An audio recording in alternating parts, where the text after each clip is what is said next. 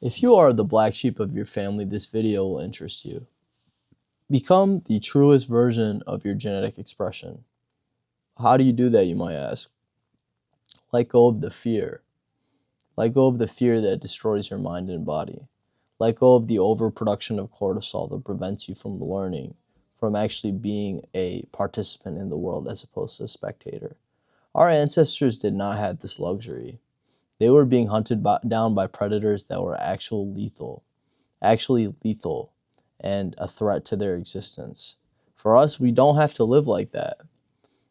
We see certain people and we believe that they're predators, but they never actually do shit to us. They don't do anything. Our ancestors have encoded thousands and thousands of years of survival, pack dynamics, ability to critically think in difficult situations into our DNA. When I got my mind first clear, I had a very illustrative understanding of what power games look like between people, and I truly believe that this was encoded into my DNA. I didn't read it in a book. I didn't learn it from anyone else. This just came to me once I was able to silence the noise of my mind, silence the fear that was chaining me to the earth. Our ancestors wanted better for us. They survived, but they did not know why they wanted to survive. And that is one beauty of life, is that it seems that all organisms are continuously on a path to survive, even if they are not part of tomorrow. I mean, shit, in their time, they could have just thrown in the towel at any point and died. But part of it was for them to continue existing, to procreate and allow for future generations of humans to come along. It did not matter whether or not it was they were a part of the legacy or their name was even remembered. They just had an innate desire to keep our species going. Our DNA is extremely potent with this information, but it can only be leveraged once we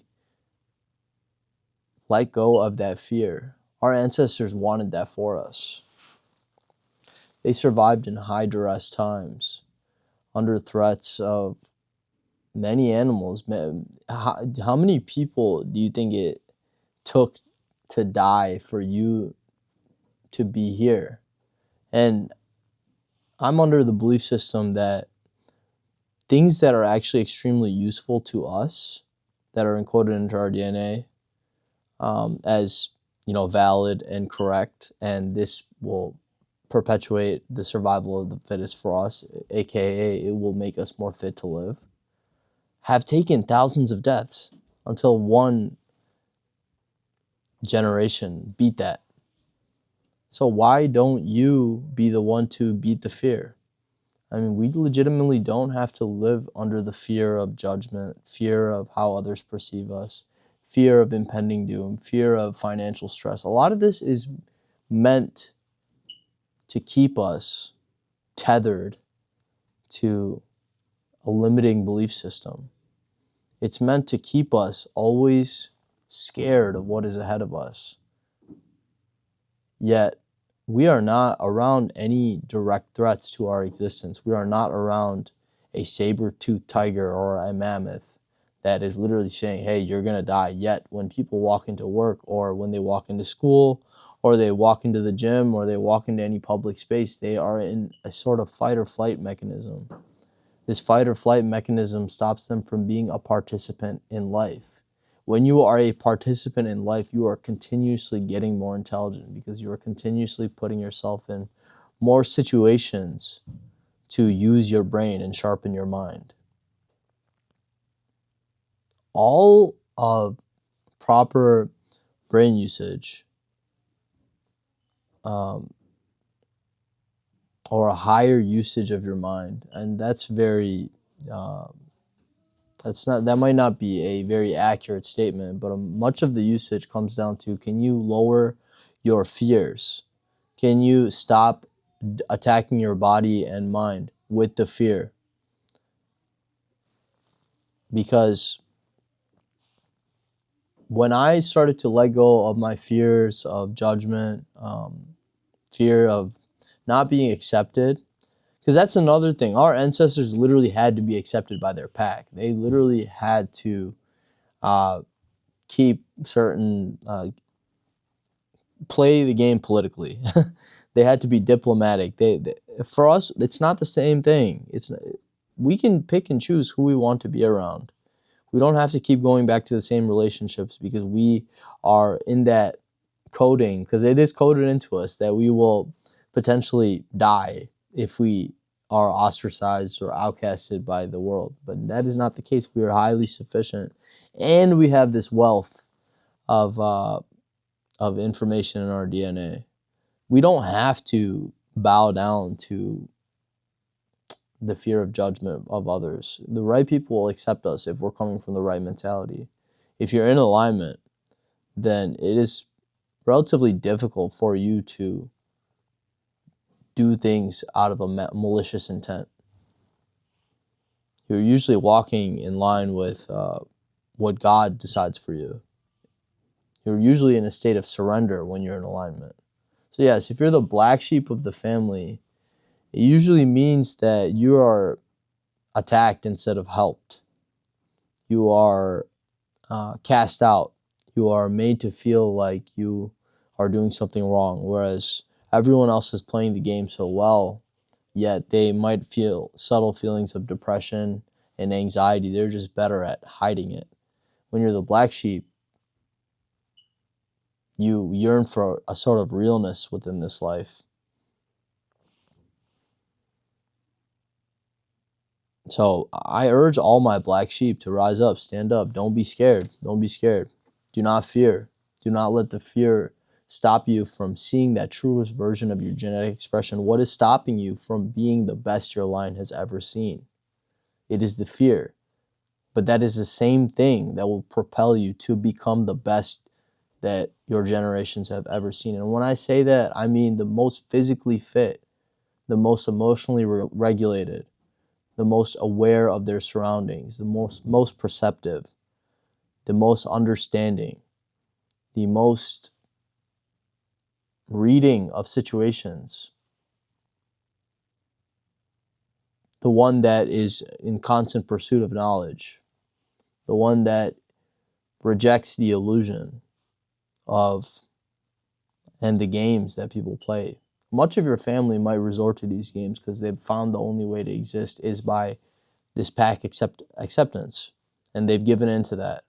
And that is why even people that you believe were on your side could actually turn their back on you, because they want to survive more than they want to respect you as a human, which that is completely understandable.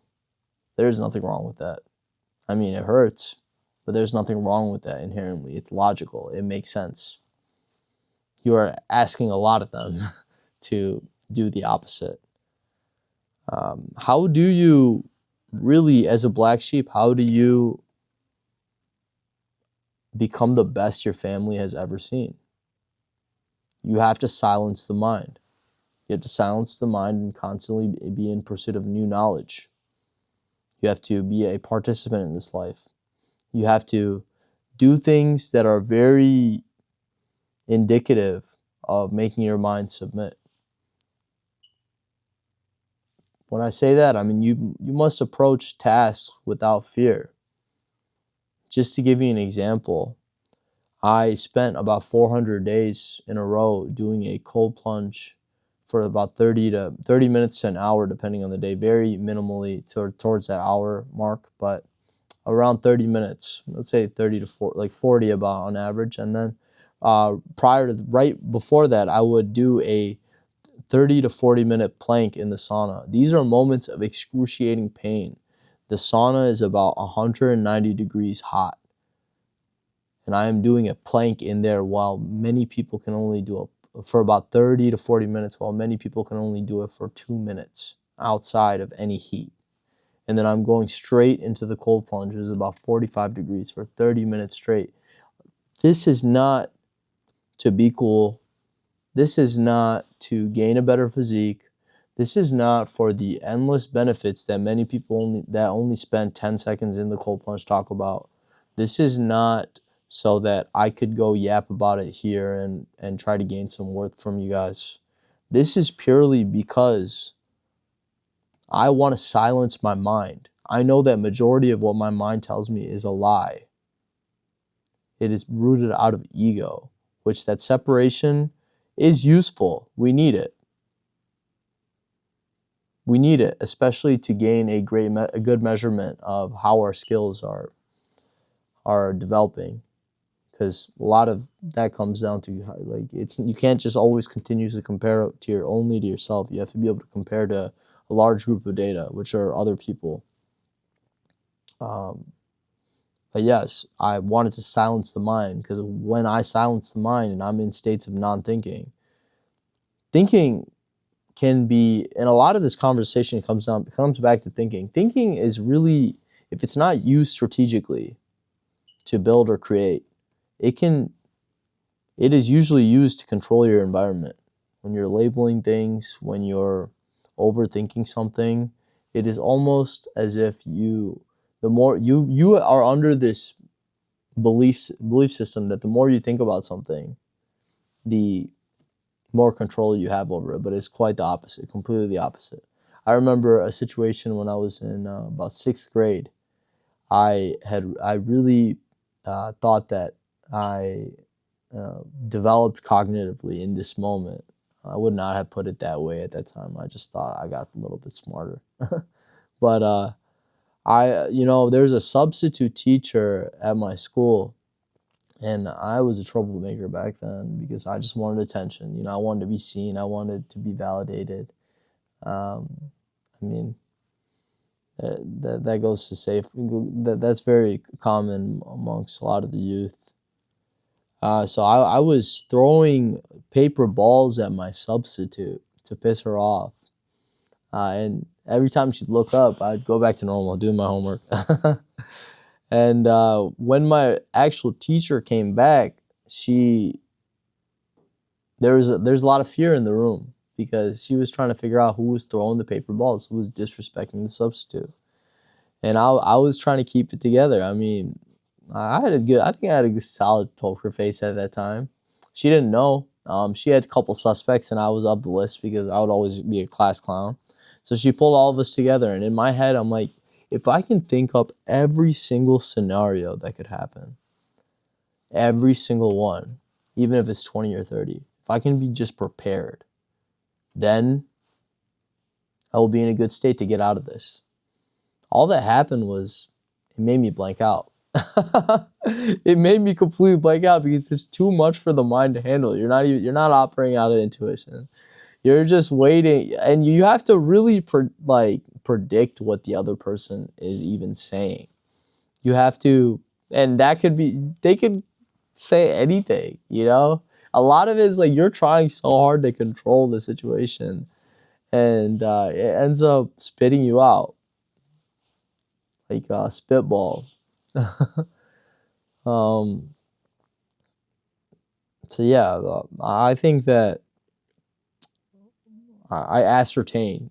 How about not that I think that, but I ascertain that our ancestors probably, first of all, they weren't affected so deeply by these thinking loops, as they didn't have the stimulation and social media and all this technology that's going on that's making people, that they're fully in prison now. But for our ancestors, the thinking really came down to like more useful thinking, first of all, but the fear came down to survival. It was always about survival for them. And they lived so we didn't have to be in those chains. We had the opportunity to silence our mind by doing difficult things, staying disciplined, practicing love and compassion, moving steps towards that person that we want to be, being that person that we want to be today. So yes, if you're the black sheep, I think it's a must that you become the best version of yourself, the truest form of your genetic expression, because no one else really has the capability. No one else is going to see reality for what it is. If you are caught up in power games and power dynamics and hierarchies within the family, then you are not you are using your mental focus for the wrong thing. If you're the black sheep, if you can get over that fear, get over the fact that you are going to be misunderstood, and actually pursue a path of knowledge, physical prowess, uh, upgrading your perception, meditating and silencing the mind, remembering more things about your life, you will inevitably become the truest form of your genetic expression. And that is minus all the fear.